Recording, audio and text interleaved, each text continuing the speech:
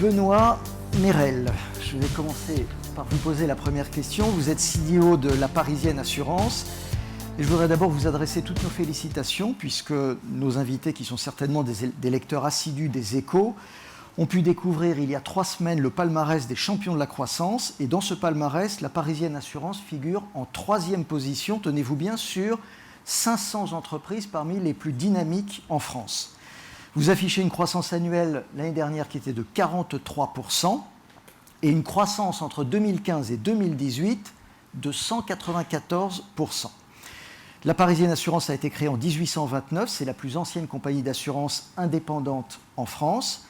Vous êtes implanté dans 13 au moins pays européens et vous réalisez un chiffre d'affaires de près de 400 millions d'euros. Benoît, ma première question est très simple. Quelle est l'originalité du modèle de La Parisienne Assurance et surtout, donnez-nous la recette de votre succès? Alors, déjà, bonjour à tous et à toutes. Je voudrais remercier les équipes de Vermec d'avoir organisé cette session en face de la maquette de notre logo, ce qui est parfait. Merci beaucoup. Donc je vais évidemment pas vous donner la recette, vous expliquer en tout cas ce qui a marché pour nous. Donc La Parisienne, effectivement, je vais vous faire grâce aussi des 200 ans d'historique. On va parler plutôt de ce qui s'est passé récemment. On a fait le choix, il y a quelques années maintenant, de devenir un acteur spécialisé dans le B2B et la mise à disposition de services d'assurance et de solutions d'assurance pour d'autres. Tout simplement parce qu'on est convaincu que la distribution d'assurance est en train d'évoluer drastiquement, avec beaucoup de changements, beaucoup d'acteurs nouveaux qui proposent de l'assurance. Et le point commun de tous ces acteurs, en fait, c'est d'avoir besoin d'un assureur capable de leur construire des produits d'assurance sur mesure qui répondent réellement aux besoins de leurs clients finaux. Ils auront également besoin d'un assureur capable de le faire dans un time to market court et de mettre à disposition ces produits-là de manière complètement simple pour eux. Si je reviens sur le digital, c'est quand même le thème de la matinée ce matin. Le digital, pour nous, c'est un moyen de créer des produits d'assurance de manière plus efficace, potentiellement aussi travailler sur des produits plus innovants. Le digital, c'est aussi un moyen pour nous d'automatiser un grand nombre d'étapes dans la méthodo pour créer de nouveaux partenariats, parce qu'en fait, tout l'enjeu de notre modèle, avec 200 partenariats actifs aujourd'hui dans les 13 pays en question, c'est d'être complètement scalable et d'avoir une efficience opérationnelle pour la création de nouveaux partenariats très importante. Et puis le digital, c'est aussi un moyen de mettre à disposition les services d'assurance pour les distributeurs, pour qu'ils puissent les consommer de manière simple, au travers d'API, ce qui est le moyen le plus simple pour eux de consommer les services d'assurance et de les mettre à disposition de leurs clients finaux. Merci beaucoup. Dominique Pennelier, vous êtes directeur général adjoint au sein du Crédit Agricole Consumer Finance. CACF est un acteur majeur, comme chacun le sait, du crédit à la consommation, puisque vous comptez pas moins de 9 millions de clients, avec dans plus d'une dizaine de pays européens, si j'ai bien compris, mais également au Maroc et en Chine. Vous proposez une gamme multicanale de solutions à la fois de financement et d'assurance, et vous avez 2 objectifs principaux. Premier objectif, vous adapter aux nouvelles tendances de la consommation, et deuxième objectif, réinventer le crédit à la consommation. Dominique, ma première question est la suivante. Comment est-ce que vous faites pour réinventer le crédit à la consommation? Et puis d'une façon plus générale, quels sont les enjeux de la transformation digitale pour un très grand acteur comme CACF?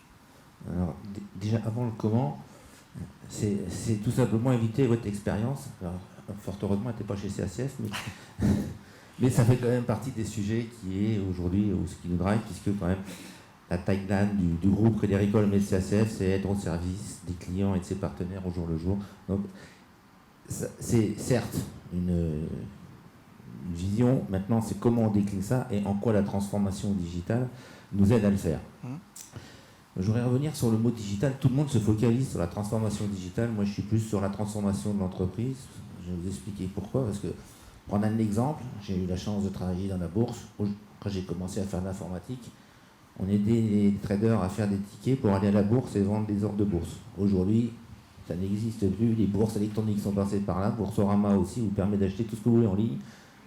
Donc ça ne s'appelait pas la transformation digitale, mais ça a quand même transformé des process. Et c'est quand même comme ça que ça vient. Donc, moi je dirais, au-delà du digital, l'informatique, c'est le bras armé d'une stratégie. Donc, qu'elle soit digitale ou d'une façon plus profonde, la capacité à transformer l'entreprise et nos produits. Un petit mot sur CACF. Le modèle de CACF, c'est pas vendre du crédit à la conso. D'abord, CACF a 3 typologies de distribution. La première, certes, on est prestataire de services pour les banques à réseau, donc le Crédit Agricole, LCL et la Caixa au Portugal et d'autres. Donc on est prestataire de services, et comment on aide nos banques à réseau à vendre leurs produits, du marketing au recouvrement. C'est pas juste vendre un produit de crédit à la conso. 2, la réalité, la deuxième vente, c'est le B2B. Donc comment CACF, B2C, pardon, comment CACF vend à vous qui êtes dans la salle des crédits ou des produits sans que vous veniez jamais dans une agence. Il n'y a pas d'agence chez CACF, c'est quand même la réalité. Et du moins en France, il y en a très très peu. Et le troisième sujet, on est en B2B, et là on rejoint votre expérience, votre mauvaise expérience client, qui est comment on permet à des partenaires de vendre des produits. Mais les partenaires, ils ne vendent pas du crédit. Vous êtes, j'en sais rien, à la FNAC, ils vous vendent un iPhone. Enfin, même, je dirais même aujourd'hui, l'enjeu, c'est qu'ils ne vous vendent pas un iPhone, ils vous louent un iPhone. Donc on n'est plus du tout dans comment je vends du crédit. On est dans l'usage se transforme à le client, il a envie de quelque chose, il veut savoir au moment où il en a besoin s'il peut se l'acheter ou s'il peut le louer. Et quand on est dans la location, comment ça va se passer quand il va la ramener. Donc on n'est plus du tout dans la logique qui est l'usage, et je vais sortir du magasin, aller dans une agence bancaire, acheter un crédit pour revenir dans le magasin, acheter ce que j'ai envie. Vous l'avez dit, j'ai envie de quelque chose, je le veux maintenant, je veux savoir si c'est possible, je veux savoir si c'est plus facile, ou ce que ça coûte, si c'est je le loue, si je l'achète,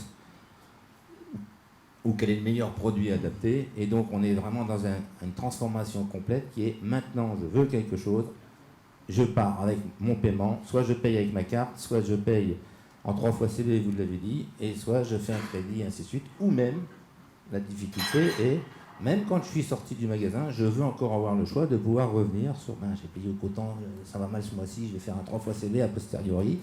Ou donc, le vrai sens, c'est comment on s'adapte au changement d'usage. 1, 2, au fait que les gens ont plus forcément envie d'avoir la propriété du bien. Une offre, alors, c'est anecdotique, hein. Chez CACF, on loue des matelas à 1 € par jour. Enfin, pas nous, la maison de la literie fait ça. Donc, vous imaginez pas, l'avantage étant que dans 3 ans, vous aurez un nouveau matelas tout propre. Bon, bref. Ceci dit, le client, il n'a plus envie forcément d'un crédit. Il a envie de pouvoir se payer ce qu'il a envie. À meilleur prix. Donc, et tout de suite. Donc, l'enjeu, c'est comment je suis capable, je vais prendre un exemple, de faire le lien avec les paiements. Le paiement aujourd'hui, c'est plus une carte, c'est une carte virtuelle. Donc, du moins, ce que propose aujourd'hui la tendance, c'est la carte est complètement dématérialisée, elle est créée au moment du paiement.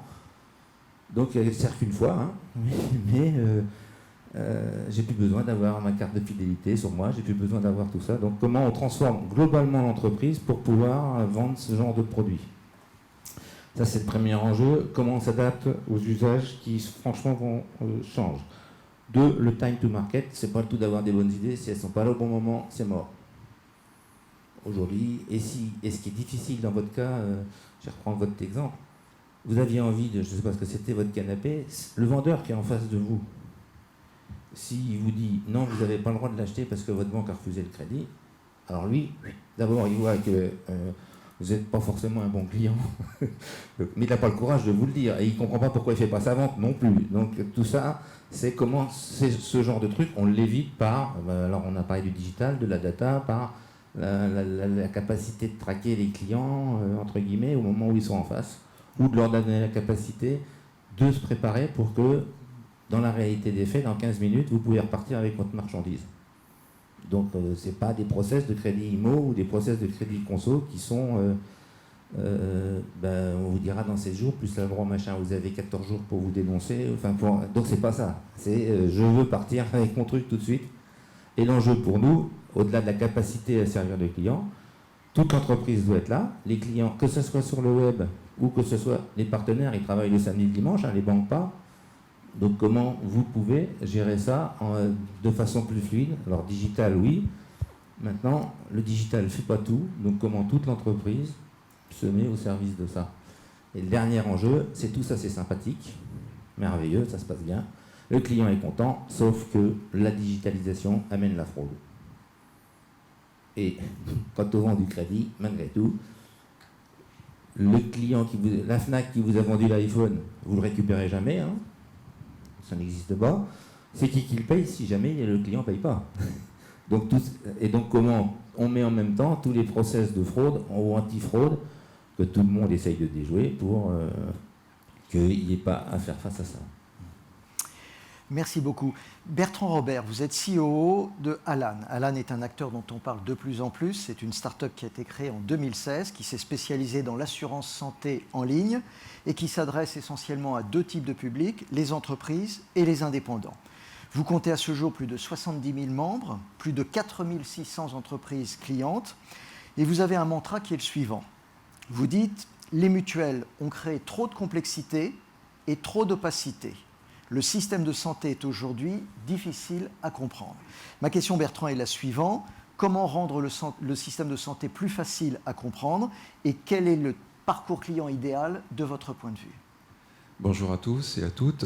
Alors, en fait, nous, comme on est un acteur nouveau et qui a pris le parti d'être digital, la question n'est pas vraiment de comment on digitalise un process, c'est comment, dès le départ, et je fais référence à tout ce qui a été dit sur le design précédemment, comment on part des points de friction que subit, on va dire, le prospect pour le conduire justement dans son parcours d'achat jusqu'à la concrétisation et en minimisant les problèmes. Donc on est vraiment dans une problématique d'identifier les points de friction et derrière d'essayer de trouver les solutions pour pouvoir les résoudre. Au bout du bout, je vais enfoncer une porte ouverte, un parcours idéal, c'est un parcours sans friction. Maintenant, justement, le concrétiser, c'est tout l'enjeu. Comment on fait pour minimiser l'effort du client ? Un parti pris qu'on a eu dès le départ chez Alan, par exemple, c'est de ne pas demander des informations au client avant qu'on en ait besoin. Ça peut paraître complètement contre-intuitif pour des banquiers ou des assureurs, mais chez Alan, quand vous achetez un contrat, on ne vous demande pas votre numéro de téléphone. Même si vous l'avez, même si on sait que vous le connaissez par cœur, on ne va pas vous faire passer 5 secondes à saisir cette information parce qu'on n'en a pas besoin. Et le moment où on en aura besoin, on vous le demandera. Donc il y a cette notion-là en termes de minimisation de l'effort client. Il y a un sujet qui est super important au niveau du parcours client, c'est le produit. On a passé énormément de temps, et encore une fois, y compris avec des clients, pour comprendre quel était le bon produit. On a un parti pris, là encore, qui est un petit peu à rebrousse-poil du marché, qui est celui de la standardisation. Le marché de l'assurance santé collective, notamment, est un marché qui est énormément sur mesure. Et nous, on a pris le parti de dire, non, on va vendre un contrat, enfin concevoir un contrat standard, en considérant que dès lors que le contrat est standard, il va pouvoir enfin être clair, enfin être compréhensible, et que toute la gestion qui sera derrière, toute l'usine qui sera derrière, sera beaucoup plus simple, beaucoup plus rationnelle, et donc derrière, on va pouvoir mettre en place des parcours clients qui seront beaucoup plus simples. C'est un parti pris assez clivant. Il y a des clients qui disent non, moi je veux du sur-mesure. C'est des sujets qui sont susceptibles d'évoluer dans l'avenir, mais en tout cas pour nous, c'est un parti pris qui est très très fort. Et la dernière chose au niveau du parcours idéal, c'est de ne pas penser qu'à la vente. L'expérience client, elle se joue sur tout le cycle, sur toute la chaîne de valeur. On a pris un parti pris, là encore, très fort. Chez Alan, on est très radicaux dans nos choix. C'est celui de ne pas être un courtier, c'est être un assureur. Réglementairement, c'est clairement pas la même chose, mais c'était pour nous la condition sine qua non pour maîtriser l'ensemble des choses. Qu'est-ce qu'on règle? À quelles conditions? Quels sont les documents qu'on demande?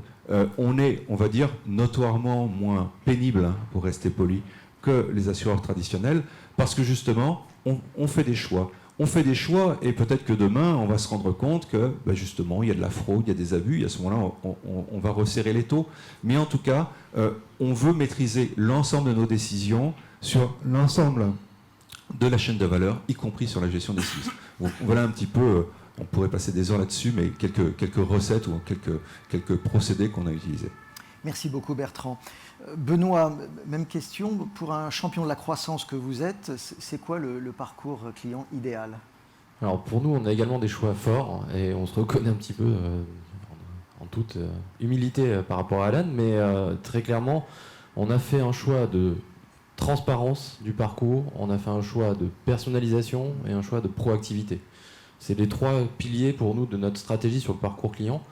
Transparence, parce que, comme le disait Dominique juste avant, de plus en plus, les clients finalement consomment des services service mobilité et n'ont pas envie d'aller acheter un crédit dans une banque, ils n'ont pas non plus envie d'aller acheter de l'assurance chez un assureur ou chez un courtier ou autre.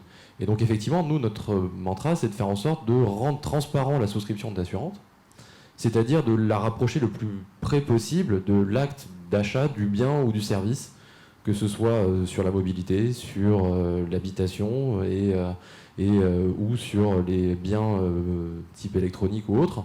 Notre idée, c'est vraiment de pousser la souscription d'assurance et la rendre la plus transparente possible et la plus proche de l'acte d'achat, raison pour laquelle on publie l'ensemble de nos produits sous forme d'API, facile à intégrer pour tout type de distributeur, y compris pour de non-spécialistes. Ça, c'est la première chose. La deuxième chose, c'est la personnalisation. Donc, comme le disait juste avant Bertrand, la personnalisation, c'est que le client final, il a besoin d'avoir un produit qui corresponde réellement à ce dont il a besoin. Il n'a pas envie d'avoir le même produit que son voisin qui a potentiellement pas le même usage, pas la même vie que lui. Et c'est un paradoxe dans le monde de l'assurance où le principe est quand même d'arriver à mutualiser des risques entre eux. Mais arriver à réconcilier ce paradoxe et rendre le produit d'assurance plus personnalisé, soit parce qu'on connaît mieux le client, soit parce qu'on arrive à capter son usage. Alors, on a signé l'année dernière un partenariat avec Sigfox, notamment, l'Internet des objets, qui nous permet de concevoir des capteurs et de récupérer des informations sur l'usage réellement du client, de manière à pouvoir personnaliser le produit d'assurance et en fonction de son utilisation réelle. Même chose également, on a beaucoup investi autour de la gig economy et sur l'assurance des travailleurs au moment où ils sont en train de travailler. Et donc ça, c'est vraiment un thème important pour nous, la personnalisation. Et c'est un axe fort dans notre parcours client, on va dire. Et puis le troisième axe, c'est la proactivité. Vous l'avez tous vécu à titre particulier. Déclarer un sinistre, c'est pénible. C'est du papier. C'est aussi un parti pris de certains de compter sur la dissuasion administrative pour essayer de ralentir et de freiner les ardeurs de certains clients. Mais effectivement, c'est, vu du client, une expérience extrêmement pénible. Et donc on croit beaucoup à la proactivité, c'est-à-dire à nous, assureurs, de venir détecter que le client a eu un sinistre et de venir proactivement l'indemniser. Et donc pour capter ces informations-là, alors comme beaucoup d'assureurs, on a commencé à faire du paramétrique autour des données publiques. Alors, on a fait le tour des données météo, des retards d'avion, comme tous. Et puis une fois qu'on a fait le tour du retard d'avion, de la météo, on a un peu tourné en rond. Et donc on a élargi le concept de paramétrique, on en a une acceptation assez large de notre côté, où on a travaillé sur l'identification de tiers de confiance qui nous fournissent l'information que le sinistre s'est produit pour le client final. Et puis on l'a encore en compte sur l'IoT pour utiliser les sensors pour nous informer que l'événement aléatoire contre lequel le client s'est protégé s'est produit. Et ce qui nous permet derrière, automatiquement, grâce à une blockchain qu'on a mise en place, d'automatiser la liquidation auprès du client final. Merci beaucoup. Dominique, est-ce que vous pouvez nous parler des grands projets qui illustrent les enjeux qui ont été évoqués et éventuellement de leurs bénéfices, s'il vous plaît? Alors j'en prends un par métier, comme ça ce sera plus simple.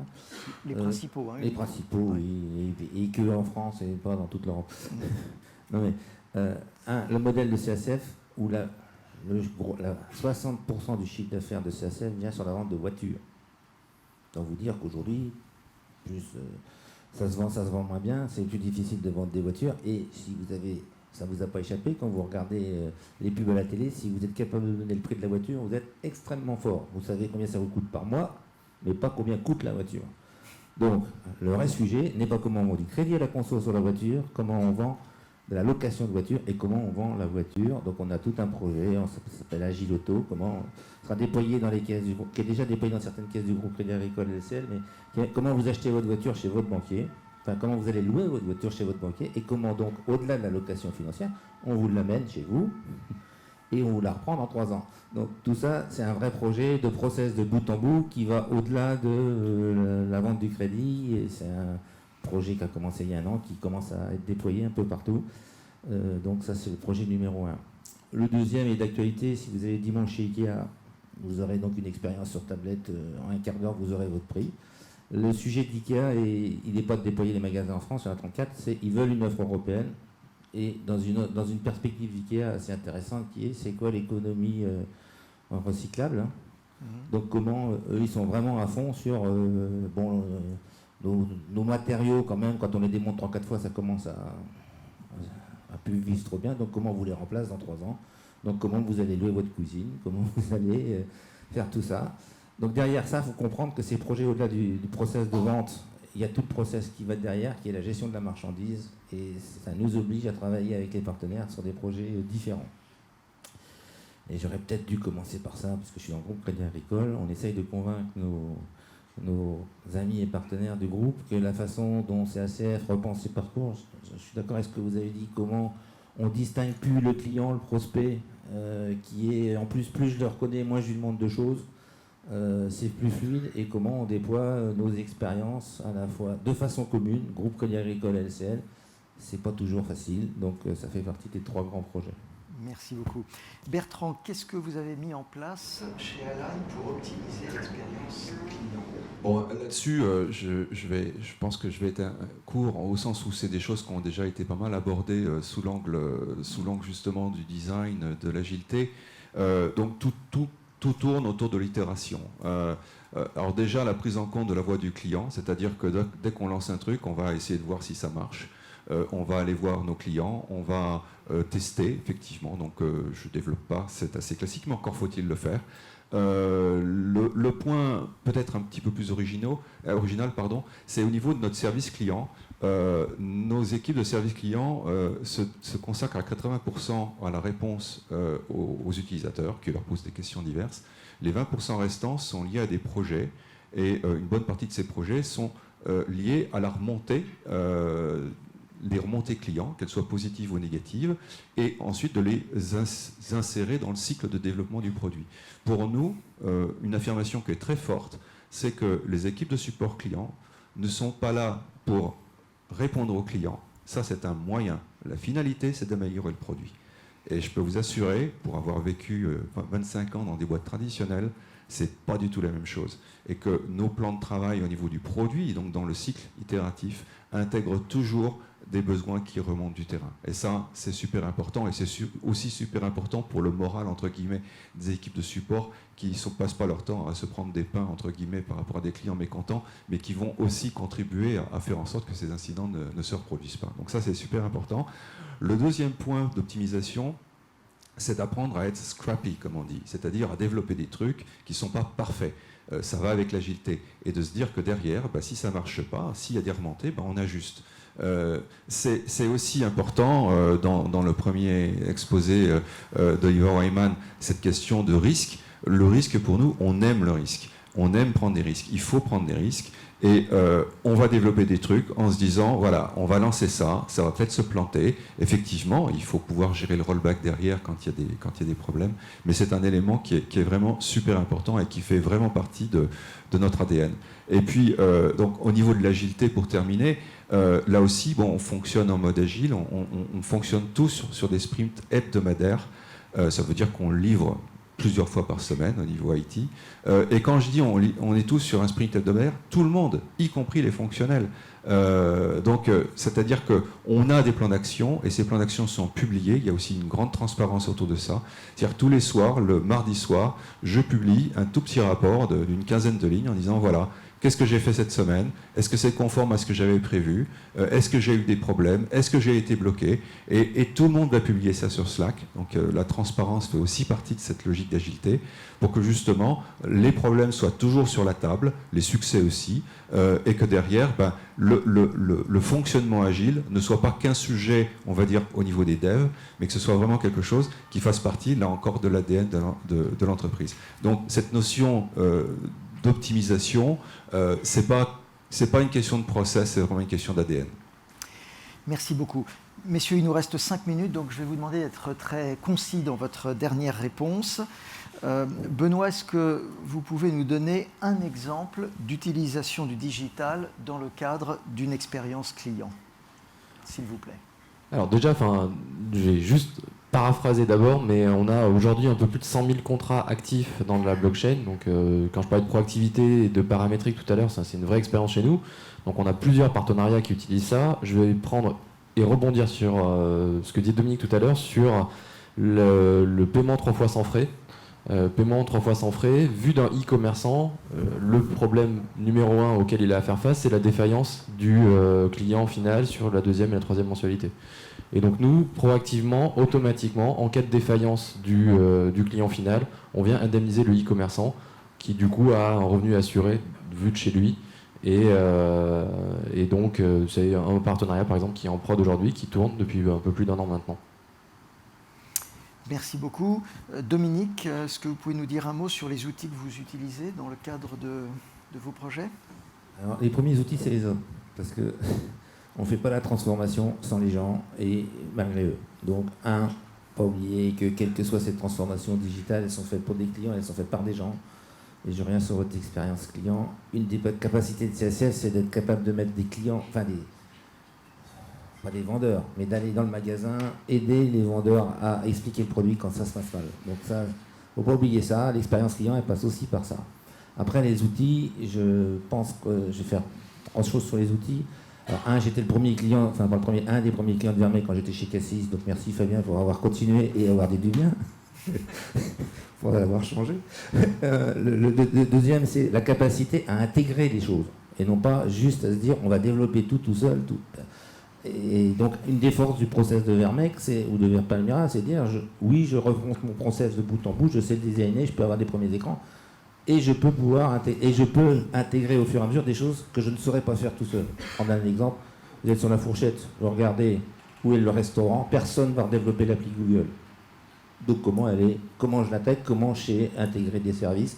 Et quand vous avez parlé du cloud, comment ce qui existe sur le cloud en mode SaaS as a service est intégré dans nos applis sans pour autant le réintégrer ou le redévelopper. Et donc, en ce sens, l'utilisation de Palmyra, comme nous, ça a été dit par la personne de Vermeg, c'est avec nous qu'ils ont fait ça, sur l'instruction de dossier ou des parcours de tout ce qu'on veut, bout en bout, qui lie client, conseiller et back-office, la colonne vertébrale, elle est portée par cet outil. Voilà. Merci beaucoup Dominique. Dernière question Bertrand, et ce sera la conclusion. On va sortir un tout petit peu de notre sujet. Est-ce que vous pouvez nous dire en quoi Alan est un assureur différent, s'il vous plaît? Alors, là aussi, je vais être très court. Je vais parler d'un truc, c'est notre fixation d'objectifs. Notre gouvernance pour définir où on va. On utilise les squads, etc. Donc, je ne vais pas dire que c'est commun, etc. Mais enfin, ce sont des choses qui sont déjà documentées. Nous, il y a un truc qu'on n'aime pas dans les objectifs, c'est les objectifs SMART. Les objectifs réalistes, ça nous gonfle. Nous, on veut des objectifs qui soient, comme on dit, là on utilise le framework OKR que certains d'entre vous connaissent, qui soient inconfortablement excitants. C'est-à-dire que l'atteinte de l'objectif suppose qu'on sorte de la boîte logique. Et ça, c'est super important. Donc derrière, on va utiliser ces équipes pluridisciplinaires pour y arriver. Je vais prendre un exemple pour être court. Dans le marché de l'assurance santé, les assureurs, globalement, n'arrivent pas à gérer les évolutions réglementaires, la pression, la technologie, etc. Donc la pratique usuelle, c'est on délègue. Donc des délégataires de gestion, courtiers, délégataires ou acteurs spécialisés font ça. On a démarré là-dessus parce que ça nous a permis de démarrer en 3 mois. Eh bien, qu'est-ce qu'on a fait il y a 1 an? On a décidé de tout réinternaliser, de tout redévelopper, Noémie, le tiers payant, etc. On nous a dit, vous êtes complètement tarés. On a mis 1 an à le faire, là où j'entends des boîtes qui mettent 30 millions sur la table pour faire ça. On a mis 1 an à le faire, avec moins de 10 ingénieurs. C'est terminé. D'accord ? En octobre, on a commencé, donc au bout de 10 mois, à faire le truc. Et aujourd'hui, au mois de mars, on va migrer les 60% de portefeuilles qui ne sont pas encore opérés sous nos propres chaînes.